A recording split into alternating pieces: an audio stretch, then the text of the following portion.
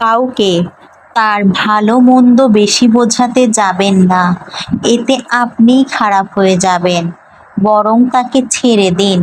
সে যখন ঠকবে বা বিপদে পড়বে তখন সে এমনিতেই আপনার মূল্য বুঝতে পারবে। মাংসের দোকানে গেলে বলে হাড্ডি দিবেন না, বাসায় খেতে বসলে বলে হাড্ডি দে। ঠিক তেমনি বিবাহ করতে গেলে রূপ, বাসায় আসলে গুণ খোঁজে। কি আজব তাই না?